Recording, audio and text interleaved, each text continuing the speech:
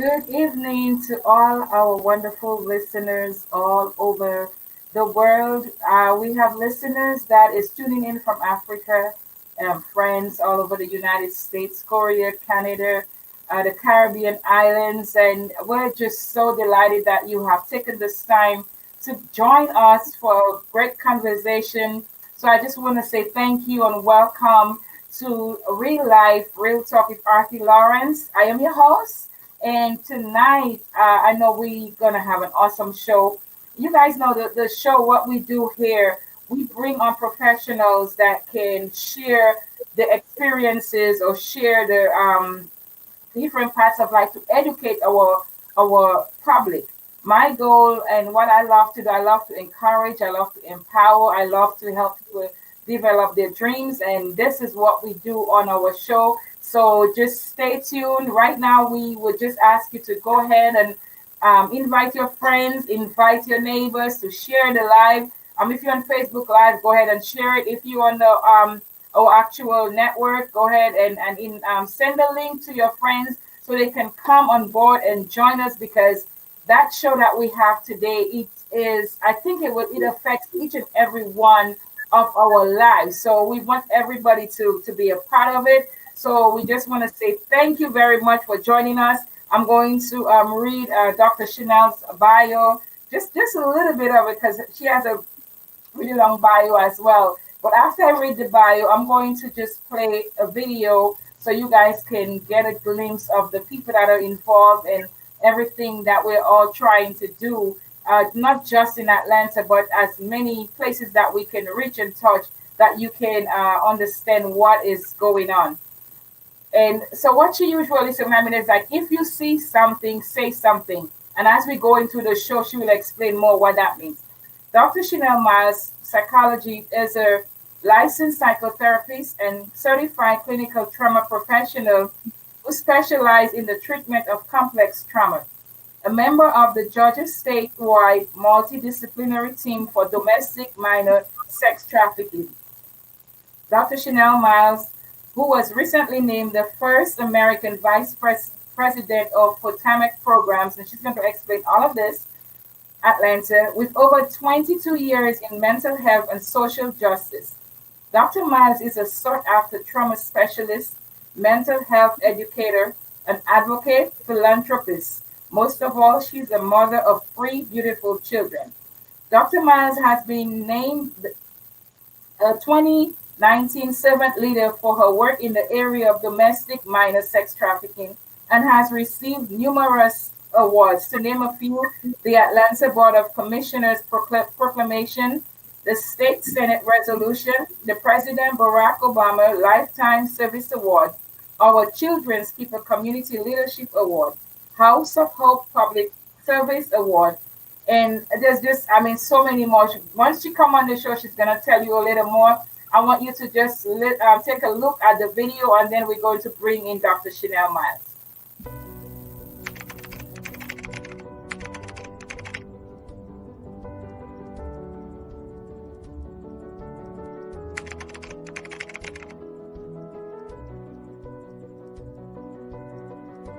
Domestic minor sex trafficking is the recruitment, harboring, transportation, provision, solicitation of a minor for the purpose of a commercial sex act within the United States.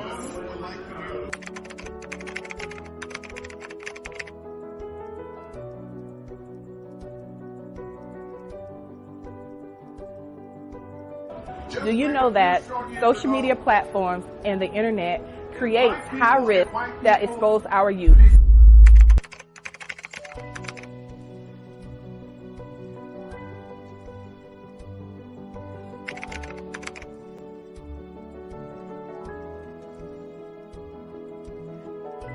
If I don't know what to look for, the more I use social media, the more I may be at risk.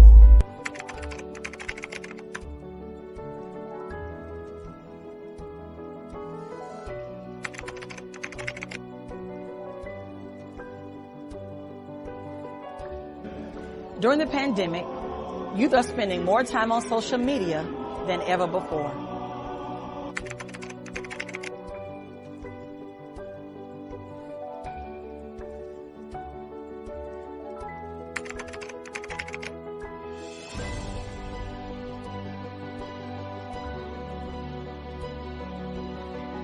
internet has no boundaries. It is a place where traffickers prey on our youth. It is just simply a click of a button.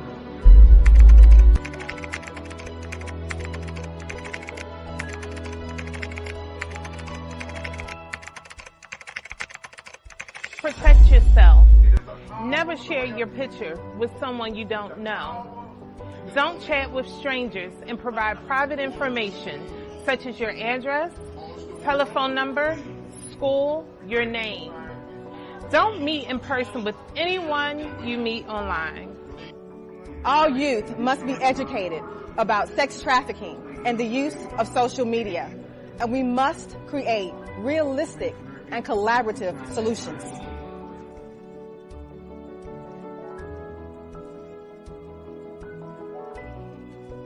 As your Fulton County Commissioner, I will fight to protect children and continue to advocate for health and human services to support our students.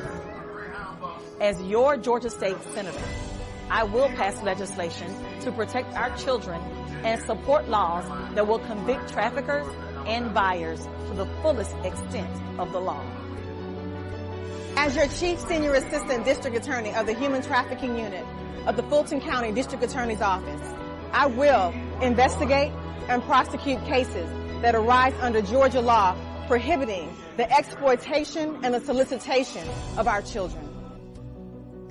As your Atlanta Public School Board member, I will continue to develop policies, write national resolutions, and continue advocating for education awareness and programming in every school to protect our children. As a trauma specialist, I will continue to build systems of care that provide trauma-informed therapies, family-centered services, social justice advocacy, create joy, and heal generations. As the Assistant General Manager of Hartsfield-Jackson Atlanta International Airport, we stand ready with our stakeholders, our community, and our children to end human trafficking.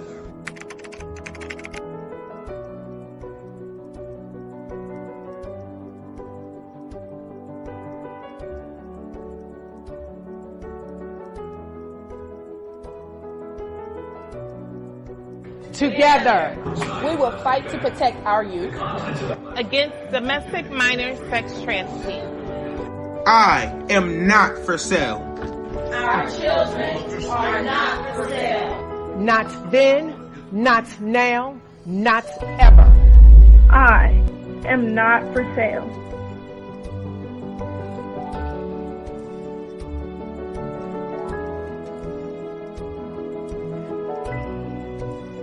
Join us on September 4th for Domestic Minor Sex Trafficking Youth Awareness Day.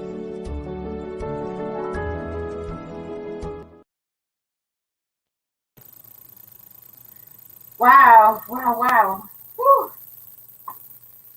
I hope I can make it through this without, tears. Because I was already like, wow, man, because, my heart is really, really for children. And I don't like when, children get hurt. But welcome, Dr. Myles. It is such a pleasure to have you on my show today. And thank you for accepting my invitation. And, I am just so honored to have you as a guest and so thankful for the work that you have been doing with your team as well. And also with my friend, Erica Mitchell as well. I am really proud of you, ladies, and all that you're doing. So welcome to our show. Welcome. How are you doing today? I am doing well. And I'm glad to be here. Anytime I had the opportunity to speak about the work that we are doing, I count it an honor because it's not about the adults who are doing the work. It is simply about the children who we are advocating for and who we are protecting and providing space for their voices to be heard. So it's a pleasure to be with you this evening. Well, thank you. Thank you for all the work that you're doing. And I pray that even by the time that we're done with this show, that even more people will come on board. And I remember when I was listening to the last audio that you guys were doing, when I heard, if you hear something, if you see something, say something. And by the end of the show, we want to make sure everyone understand that, because we know that this is real. At first when I heard about sex trafficking, years ago, I did not realize how bad it was. And Yeah. even listening to you and following some of the stuff that you do, and I realize it's even worse than we could even imagine. So welcome. We're gonna go right into the program. And the first question I have is, I have that you are certified clinical trauma professional specializing in the treatment of complex trauma. Please tell us what that means and about your journey up to this point. Right. So, in terms of trauma, because I get that question all the time, and I'll, simply put, trauma is when someone experiences something that pushes them past their normal ability to cope. So, for our children, that can be a number of, it can be a physical trauma related to physical abuse. It could be a sexual trauma related to sexual abuse or commercial sexual exploitation of children. It can also mean community-based trauma. But this trauma can happen anywhere, in the home, in the school, in the community. And it's not just specific to children. It can happen to adults just as well. Oh wow. Yes. That I know when I read something, I saw that because I saw it was not just the children. I know we mostly were focusing on the children, but even adults as well. Um, the question for today is, what is domestic minor sex trafficking, and how prevalent is it in Georgia and the U.S. and even beyond? Right.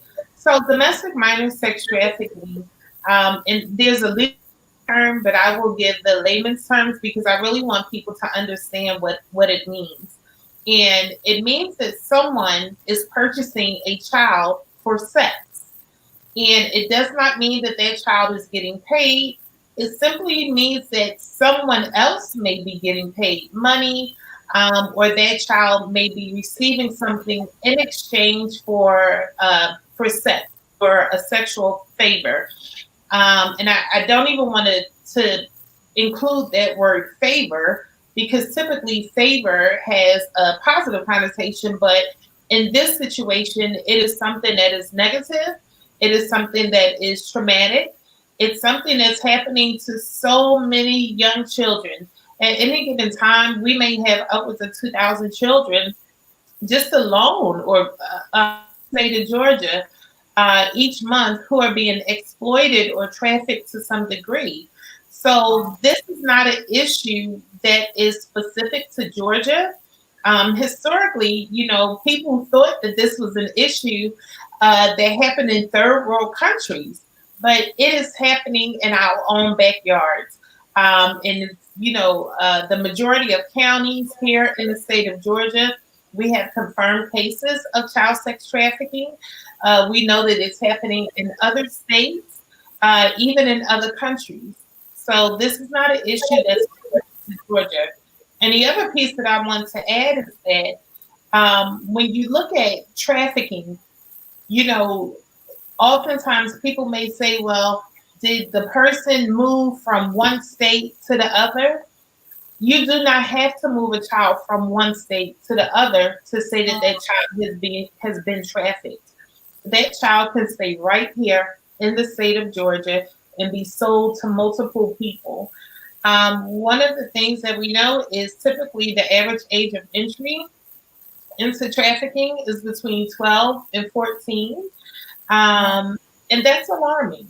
That's alarming because, and when I have this conversation, I like to be very real, because I really want people to understand why it is so important for everyone to work together to end trafficking. So I oftentimes ask adults, just think about it for a minute.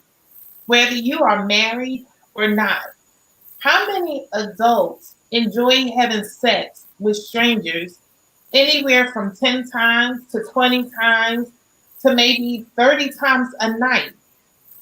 And when I ask that question, I don't get any hands raised in the room. So when you think of it, we have some children who are being forced to do this. And I'm not saying that is the story for every child, because every child who this happens to has a unique story. But this is what's going on when we talk about trafficking. One time is one time too many. Yes, yes, one time. I mean, I'm listening to you talking. I'm like, what would even cause a mother to sell her child? I mean, can you touch on that? I can, and I want to be clear not to put a face to someone who buys a child. Because if we put a gender, if we put a race, if we put a face to someone who buys a child, then it's easy for us to miss that person who could really be purchasing a child for sex. So a buyer can be anyone. It can be male, it can be female. In terms of someone who would sell a child, that can be anyone. You know, we do know that there have been cases where a parent may have sold their child to support their drug habit or to get money for their mortgage or their rent, or simply because they were forced to do so. You know, some of these individuals may be supporting their drug habit. There may be some mental health issues involved. So there's a number of reasons why a child may be sold. However, you know, when you think of a pimp, they don't look at children as children. They look at them as a commodity. Wow. So they don't see that face, that beautiful or handsome face of a child. They don't see that innocence. They don't care that they, you know, are destroying a piece of that child. What they're looking at is what they can gain, and it's simply money.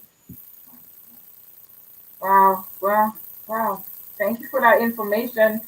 I'm learning even more. But what are some of the warning signs? You know, to how do you recognize, you know, the signs? So oftentimes we talk about clusters of signs, right? What I do want to say, and I like to dispel myths first and foremost. You know, growing up, you would hear sometimes people would say, oh, well, that girl has on a short skirt, she's fast, or she's grown. I want to dispel that myth, because that, you know, looking at a girl's clothing does not mean that she's fast, she's grown, that she deserves to be trafficked, or that she even is a victim of trafficking. Oftentimes we will see a cluster of things. So if it's a child who, you know, historically would attend school every day, maybe was a AB student or maintained their grades, and then started dropping off from school, like skipping school, hanging with the wrong crowd, grades were dropping, sleeping in class oftentimes. You may see youth who has bruises or marks on them. That looks like they may potentially be being abused. In addition, you may see someone who has tattoos, not, you know, just a general tattoo, but oftentimes when someone gets a tattoo, they can say, oh, I got this tattoo, you know, it's my mom's name or my dad's name, or I got this for a reason.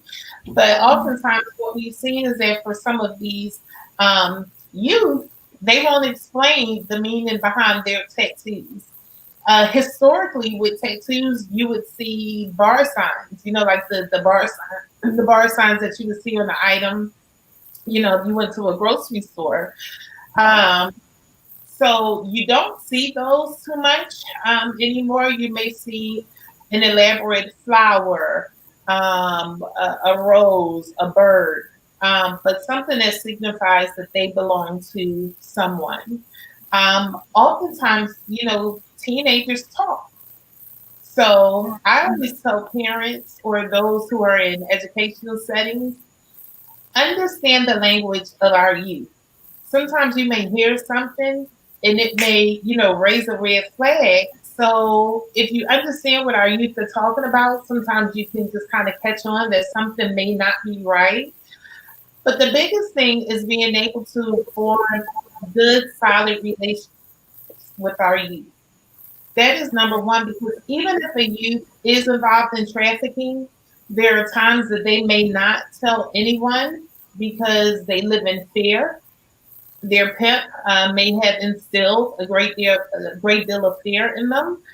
But if they have that relationship with a loving, trusting, caring adult, there are times that a youth may come to them, boy or girl, and say, "Hey, this is what's happening to me," or "Hey, I need help." Wow.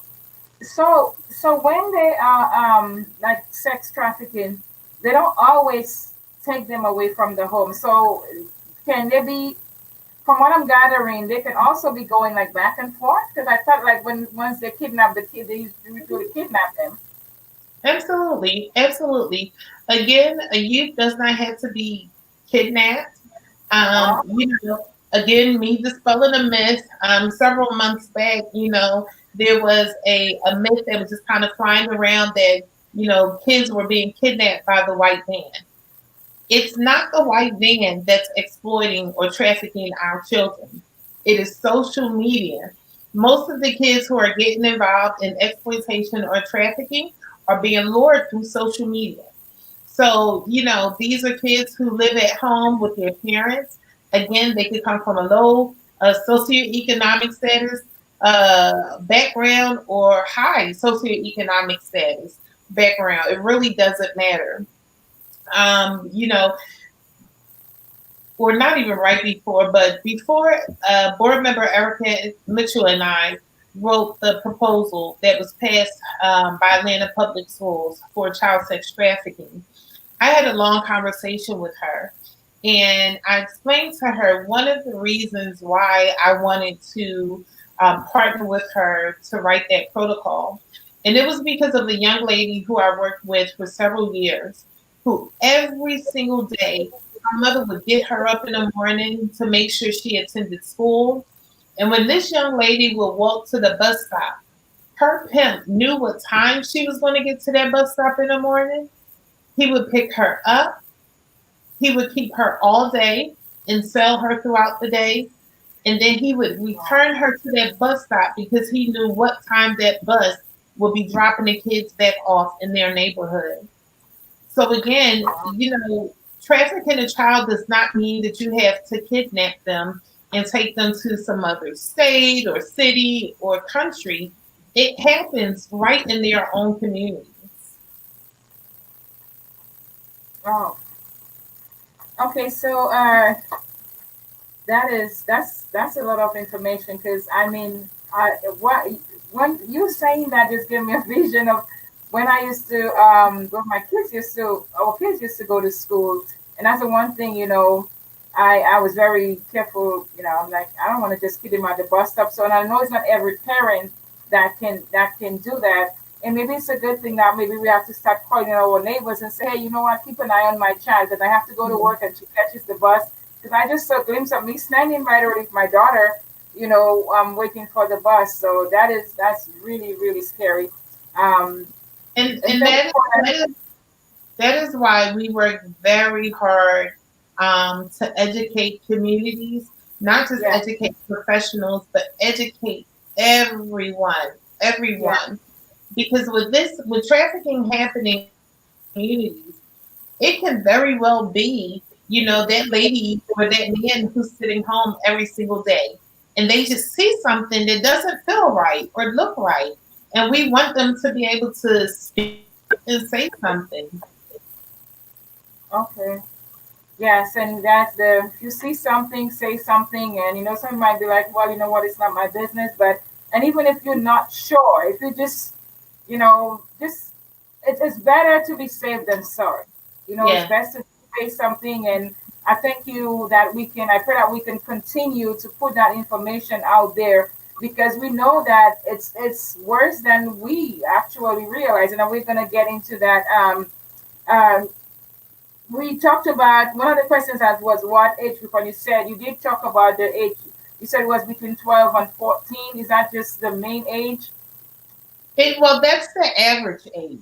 So, when we talk about averages, of course, we've seen cases where younger children have been trafficked and definitely older children. But the other piece of that is, historically, everyone thought that this was an issue that only impacted girls. Well, it's girls and boys who are being trafficked. So oftentimes the boys are overlooked. There's many resources for boys. There maybe not a lot of safe homes for boys, but we have to this education and resources. We have to talk about this information across genders. So, yeah. And one of the other myths to that I think, or to me, is a myth that people, what I would hear is that, oh, the kids that get trafficked, they come from a poor home or their parents are on drugs, and that's not so, right? No. Again, if you have a child who is on social media, if you have a child who's going to school with their same age peers or older or younger, if you have a child who is going through part of their day not in your care, your child may be at risk. And I'm not saying that every kid is at risk. That's not what I'm saying. But what is most important is that we educate all children. So I have 3 children, my youngest being 8, I have a 14 and a 15-year-old. And my children have always been educated about trafficking. Even my younger son at 8 years of age, because there is an appropriate developmentally appropriate way to talk to children about safety and about trafficking. So, again, it doesn't matter where you live. It doesn't matter your gender, your race, your economic status. If you have a child, your child can very well be at risk. Yes, and I guess, like you said, it's at what age though should start talking to the children? I know my kids, once they could start to talk or whatever. Once I know I had to bring them to a babysitter, and I'm thankful I didn't have to do that a lot. My daughter was like 3 years old. I think she was 3 when I had to take her to my sister's house. And to me, I love my sister, I love my family. And I'm not saying that in my mind, I thought something would happen to her, but I'm like, I'm going to educate my children. Yes. So my daughter was like 3, and that was the first time I told her, I said, when you go to your auntie's house, uncle is not supposed to take you to the bathroom. Auntie has to take you, or grandma can take you. Just, letting her know from a very young age. But as soon as she got to the house, she announced, she called my uncle. Her uncle said, "You are not supposed to take me to the bathroom. Only my auntie can take me to the bathroom." My sister's like, "What did you tell the child?" I'm like, "You know what? I have to protect my child. I'm just gonna let her know that she's, we cannot take too much precaution. We have to, just like universal precaution. You treat everybody like they have a disease." Absolutely. You know what? You did the right thing, because there is certainly a way to begin this conversation, even with younger children, and you don't necessarily have to say the words trafficking or exploitation. What we should be talking more about is just safety. Safety. And I tell parents, oftentimes you'll have parents who may go and sit a young girl in an aunt's lap or an uncle's lap, and the child is no, crying because they don't want to sit there, but they're being made to sit there. So just think about that, not giving that child a choice, or early on instilling in that child that this is what you have to do, right? That can oftentimes send a mixed message if there is an adult who wants to harm that child. If there is, that adult may be someone who the parents trust, not knowing that he's harming that child. But again, just talking to your children about safety, that, identifying their private parts, giving it a name, the correct name, not making up a name like Big Bird or Pocketbook. I mean, I've heard a number of things. We just don't want Oh, to, but saying, telling a child the name of their private parts. yes. But also saying, no one is to touch you. And it is okay that if someone touches you inappropriately, it is okay for you to come and tell mommy or daddy or a trusted adult. Yes, yes. And then when if they did go somewhere, when they come back home, I would ask them. I would ask them because sometimes the kid might not want to tell you, and we have to, I think we have to, as parents, be intentional, parents, grandparents, because we know that, in our mind, maybe we're like, we'll never do something like that. But we know there's culprits are out there and they really don't care. So for me, we have to take precaution and we have to take the steps. Thank you for this information. As we go along, you said that it is stated that 48% of the victims are African American. Why do you think this is? So for a number of reasons, but first and foremost, I think, we talk about the word vulnerability and what that means. Oftentimes with our young girls or even young boys, African American young boys and young girls, who we know are more vulnerable to some situations or some issues. So one of the things that I have looked at and just kind of studied and dealt with over the years was generational trauma. And oftentimes within our community, we have a lot of adults who have experienced trauma over the years, primarily sexual abuse, community-based violence. And we know that with a lot of those types of issues, they also make our youth vulnerable. So whether they are more vulnerable to trafficking, whether they are more vulnerable to issues stemming from poverty, whether they are more vulnerable to being criminalized because of a non-threatening behavior or something that may have happened in school, our youth are oftentimes more vulnerable to trafficking. Hence the reason why they experience trafficking at a higher rate.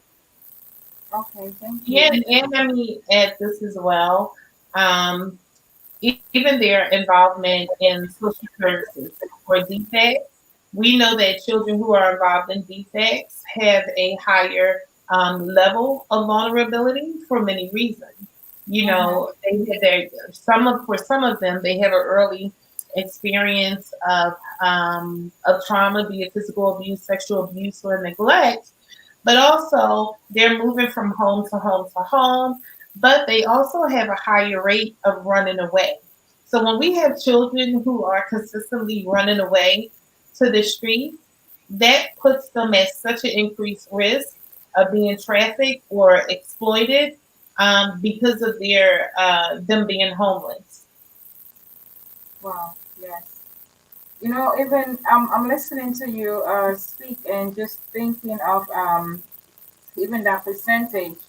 And my mind is just going through a lot of different things, even thinking about how, with everything that we've seen happen lately, and how a lot of times the black fathers are, um, and I don't want to say something that, but we see a lot of injustice being done. A lot of fathers are being taken out of the home, and sometimes they are put in prison for not major crimes. And I truly believe that has something to do with it as well.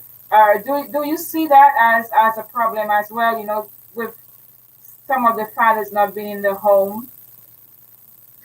So I would not totally relate it to fathers not being present.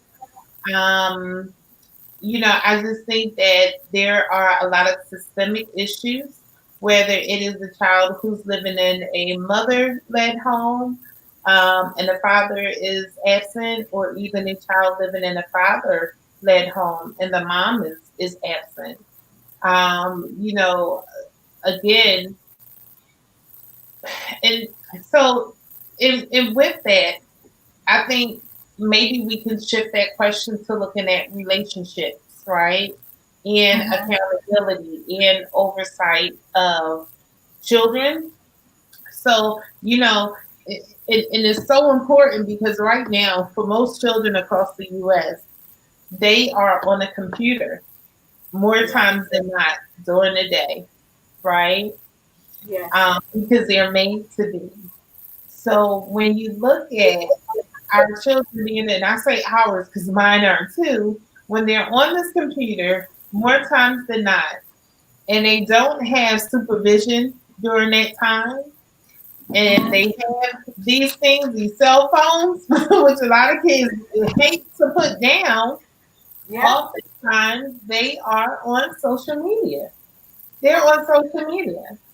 And what we've seen, even with the pandemic, is nationally, there has been a 106% uptick in reports of children who are being trafficked. Oh, because when you think about it, children are being locked in the home. And when I say locked, I mean just having to stay in the home because they have to social distance or, they're not hanging out with their friends. But they're in the home. Some parents are in the home, but some parents have to go to work. So our children are bored. Our children, some are fending for themselves. A lot of them don't have appropriate oversight. And these things right here are raising a lot of children, the phone.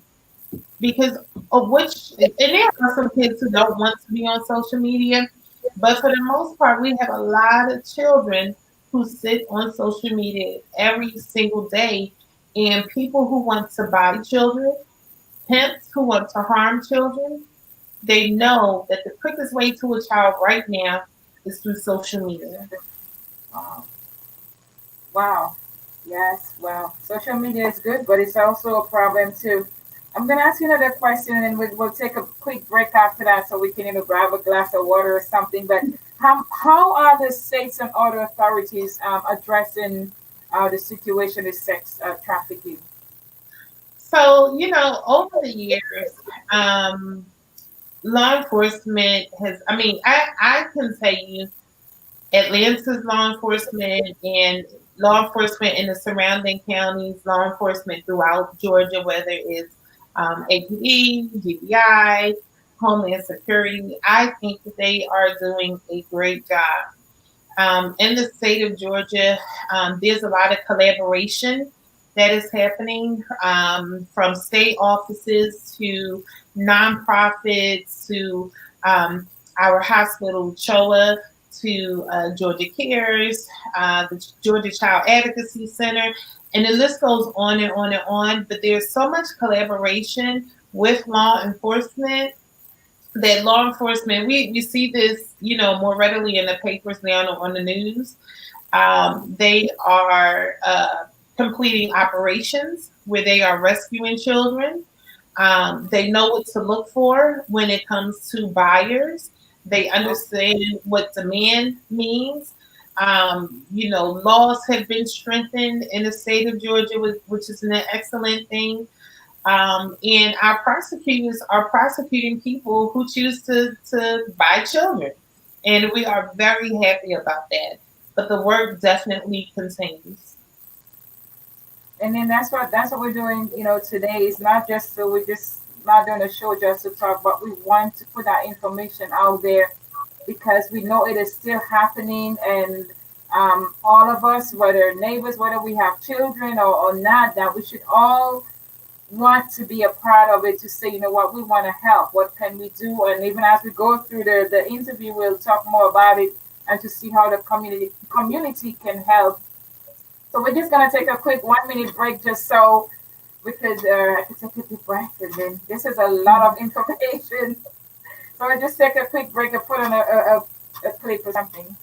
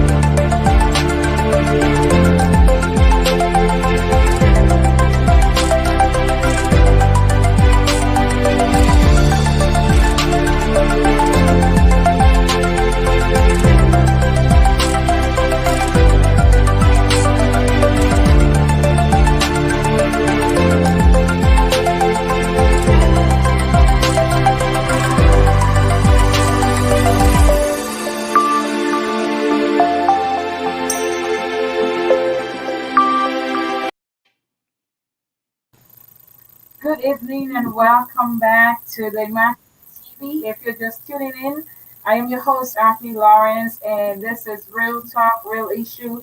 And today, my guest is Dr. Sharnell Myles, and we are, talking on sex trafficking. Our focus today is really children and how we can protect them, how we can empower them, how we can help them. So, if you're just tuning in, thank you for coming back on board.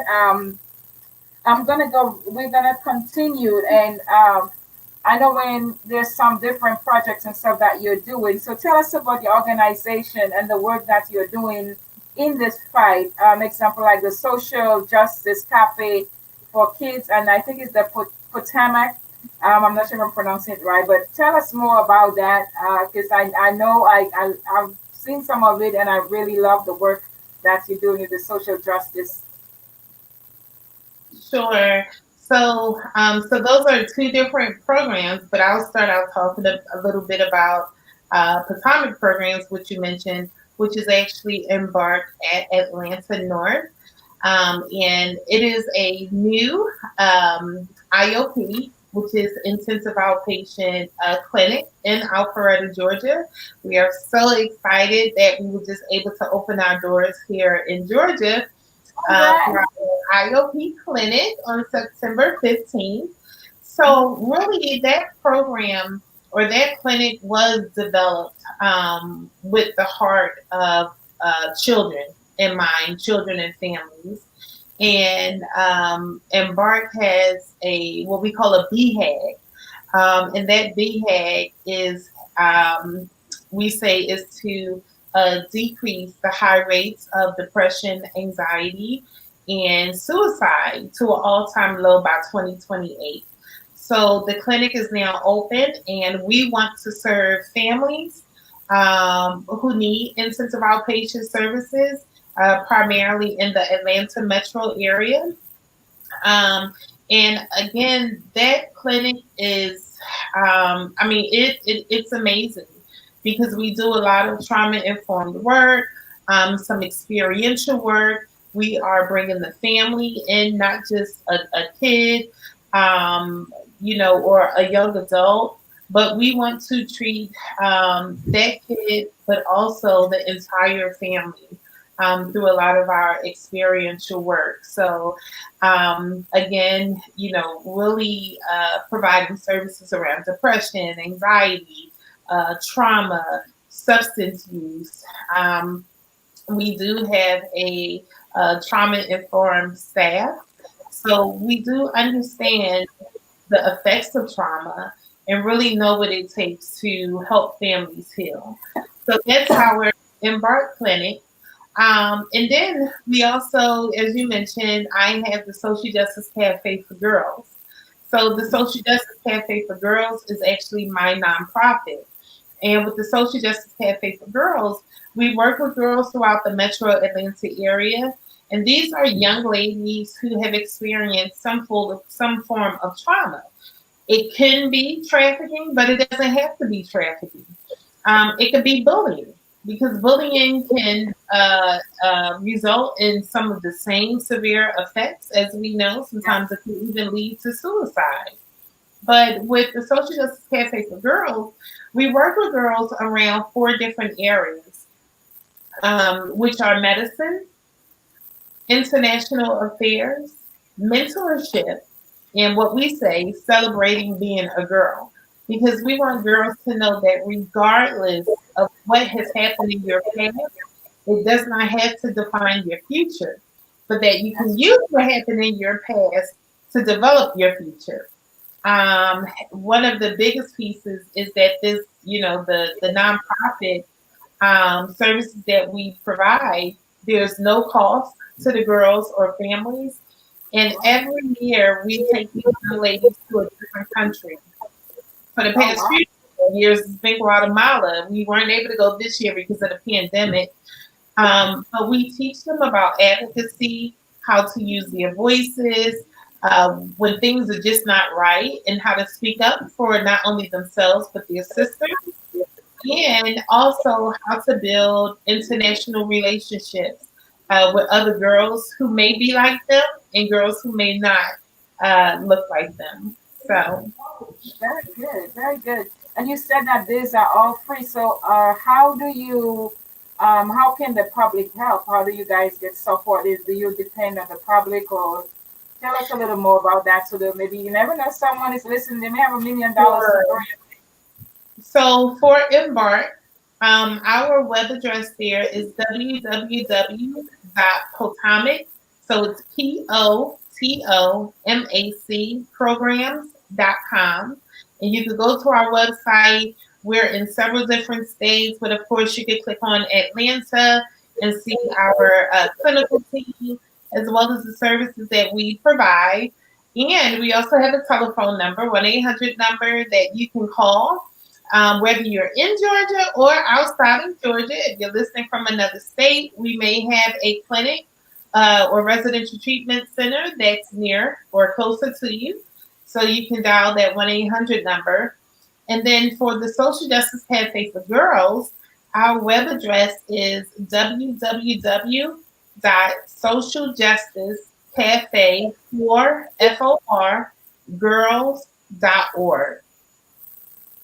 Okay, thank you very much. And guys, if you need any information, if you did not catch it, just let me know. I will get your information. We'll get it to Dr. Myles. I'm looking forward, even with our organization, to us coming together, working together, and other organization that's coming together. And you did mention about like, is there you take the girls to travel, and is it? I'm not sure if I heard it right, but is it just Georgia that you are right now? So yes, for right now, we are just in the state of Georgia.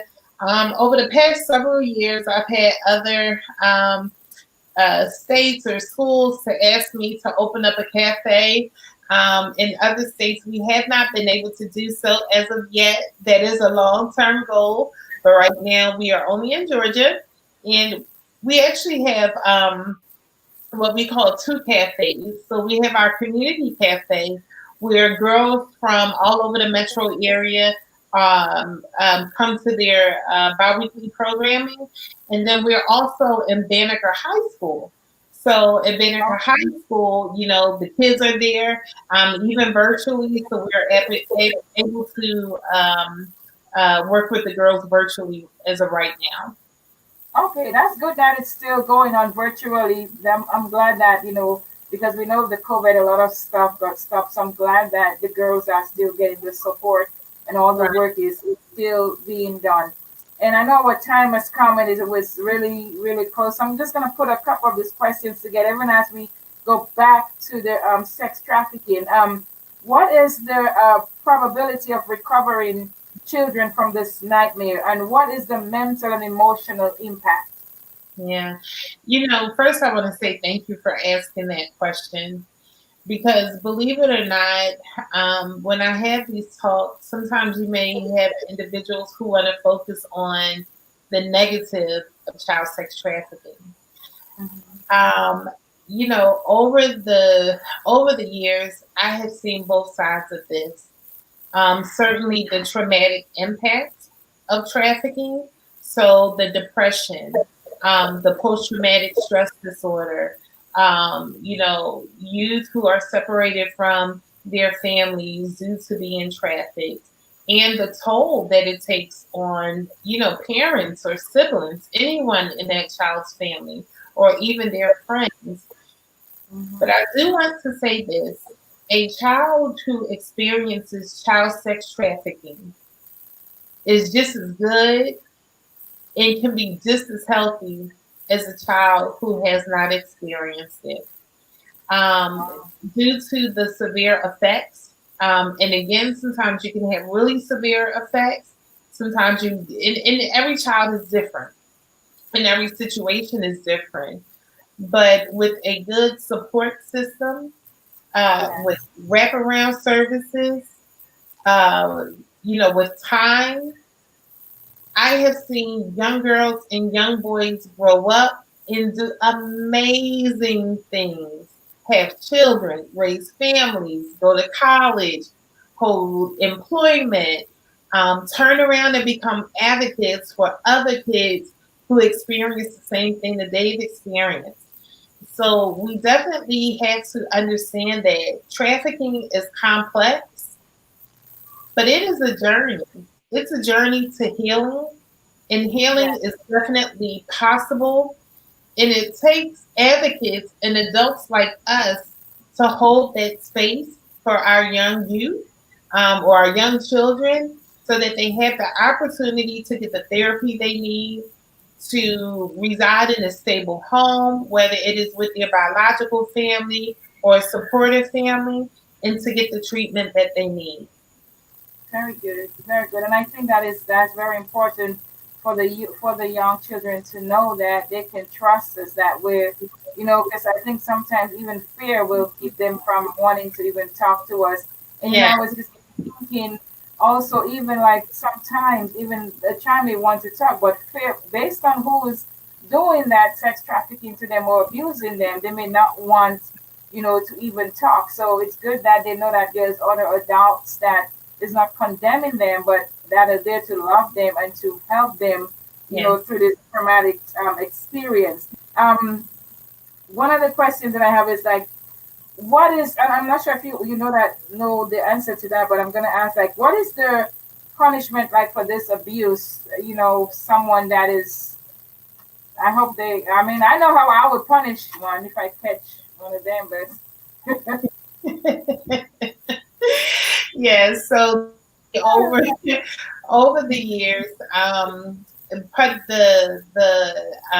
terms for punishment have become more severe.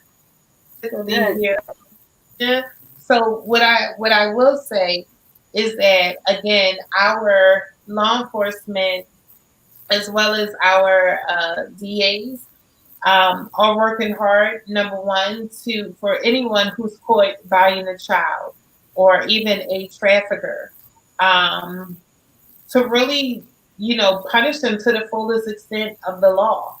And I don't want to misquote. Oftentimes I have it right in front of me, and I don't have it in front of me right now.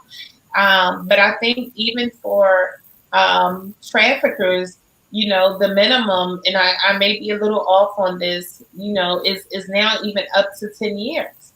But we know that a lot of traffickers have gotten a lot longer sentences due to trafficking, because it's not just one charge. It's not just one charge of trafficking a child, but oftentimes there's money involved. There's other crimes that are involved. So again, they're able to get them on multiple charges. Very good, very good. So in closing, what should we be telling parents, and how should they be educating their children to avoid being a victim of this injustice? Have the conversation. Have the conversation. Stop looking at sex as taboo.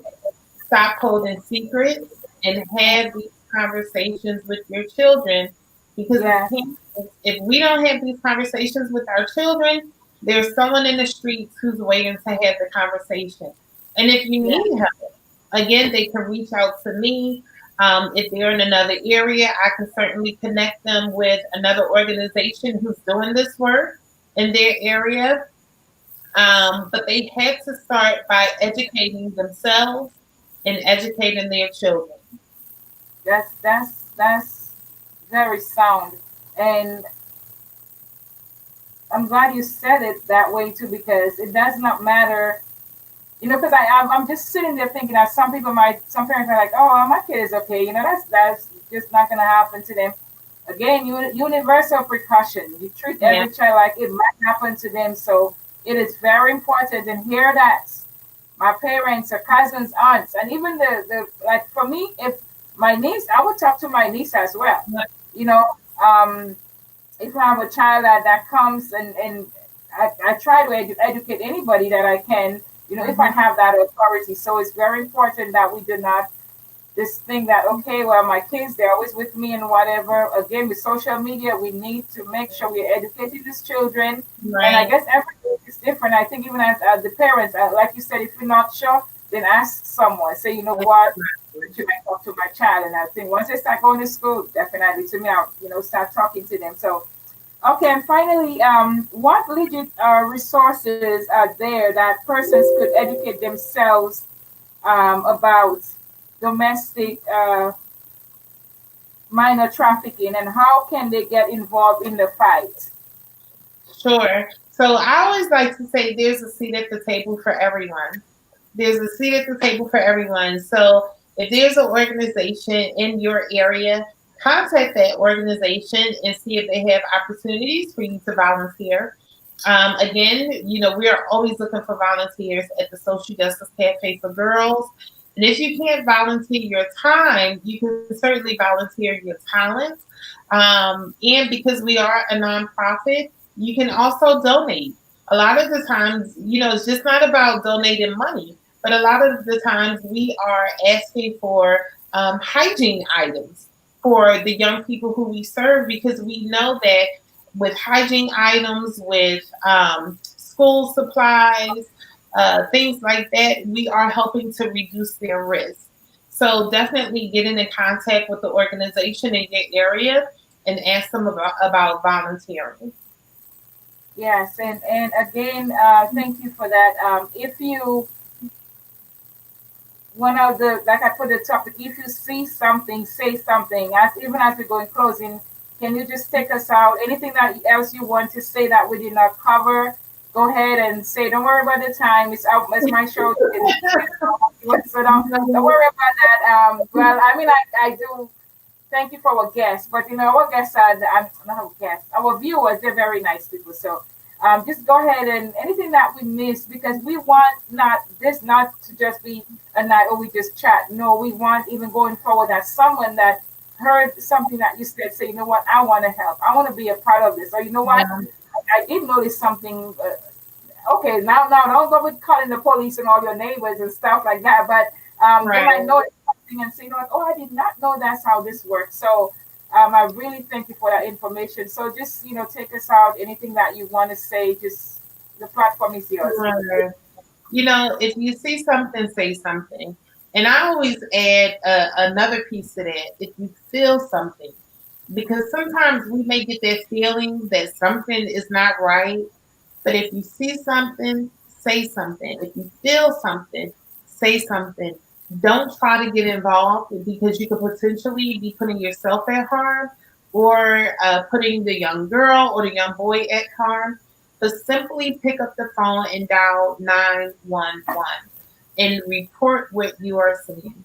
It can certainly save a life. You just never know. In addition, get involved. There's a seat at the table for everyone. I don't care what your background is. As long as you're not out there hurting children, or what your talents are. But we need everyone to speak up, to educate other people, and to certainly lend your voice and your talent to ending child sex trafficking. And your talents can be anything. It could be teaching a kid a skill. It can be working with or doing some clerical work for an organization that's on the front lines helping children who have experienced trafficking. So if you see something, feel something, say something, and also just offer your time and your talents to helping us in child sex trafficking.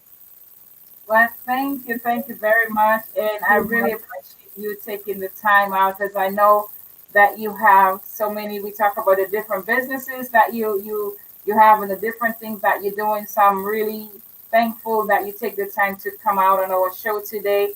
And I want to let our viewers know if they did not get to see the beginning of the show, that I want them to go back and look at the video that we played, that they can see how the community is involved. And in the couple weeks, I'm going to have school board member Erica. Oh no, she's gonna kill my disability. I did not forget your name, my girlfriend. It's warm in there, but we're gonna be talking, more about even the school, and I know she has a heart for children as well, and helping the Atlanta public schools. So I'm really excited to have her on, and I just want to say thank you very much. And it was really great information, and this is gonna stay with me. If you see something, say something, and if you hear something, even if you feel something, say something. feel something. So, again, thank you very much, Dr. Myles, and we are happy to have you. And I know we're gonna come back again because once that team get together, we're gonna get this numbers. They're gonna go down if the whole community come together.